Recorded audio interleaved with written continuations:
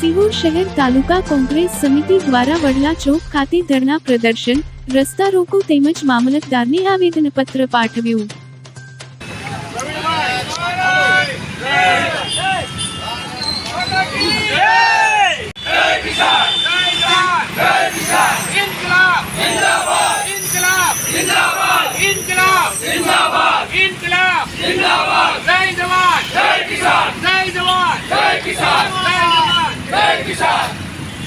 लाठी गोली की ये सरकार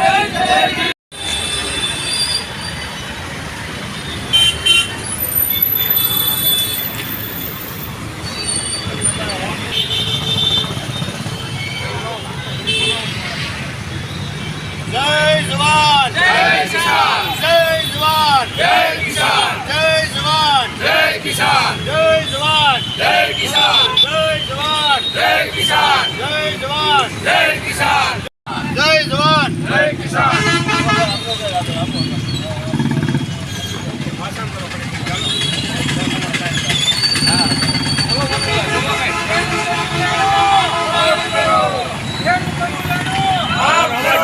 તમારા અવાજ નથી આવ્યો.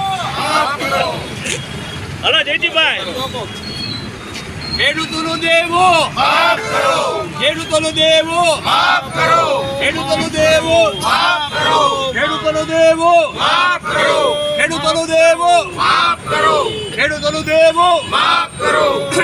ત્યારે આ સરકારે ઉદ્યોગપતિઓના ખરવો રૂપિયા માફ કરી દીધા છે.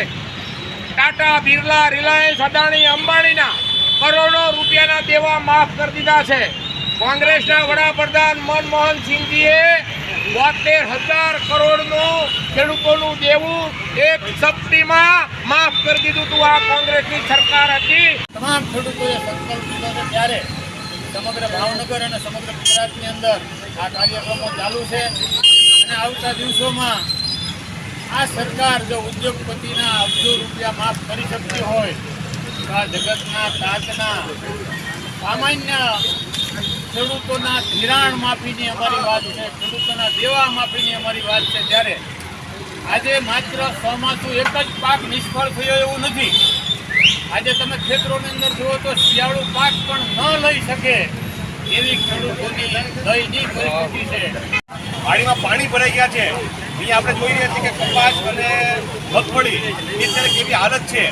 ત્યારે ખેડૂતો 12 મહિનામાં એ જ આશા રાખીને બેઠો હોય કે ચોમાસું આવશે, સારો વરસાદ પડશે અને જે પાક આવશે એમાં આપણે એટલા પૈસા કમાશું કે જે કાંઈ સામાજિક પ્રસંગો આવવાના હોય, લગ્ન આવવાના હોય, કે જે કોઈ ખર્ચા હોય એ ખર્ચા કાઢી શકે.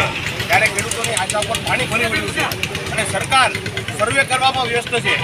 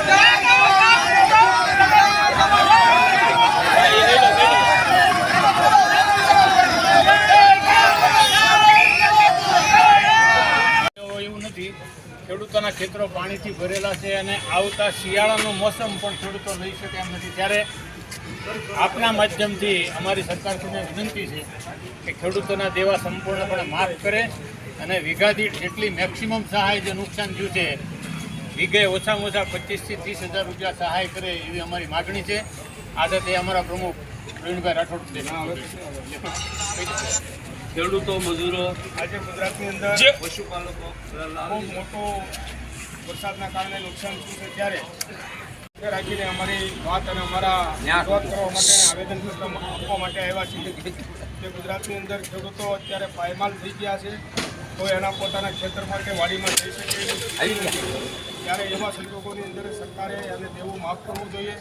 સાથોસાથ અઠવાડિયાથી એક ધારો સતત વરસાદ વરસી રહ્યો છે ત્યારે પોતાની વાડી કે ખેતરમાં જઈ શકતા નથી. એના કારણે ઘાસચારાની ખૂબ તંગીઓ હોય અને એના કારણે પશુપાલકો ખૂબ મૂંઝાયેલા હોય ત્યારે સરકારશ્રીના વીજળીના ગોડાઉનમાંથી એનો ઘાસચારો ખેડૂતોને, માલધારીઓને આપવામાં આવે તો જેથી કરીને એક રાહત મળી રહે અને ખેડૂત અને માલધારી પશુપાલક આ ટકી રહે એવી વિનંતી કરવા માટે આવ્યા છે.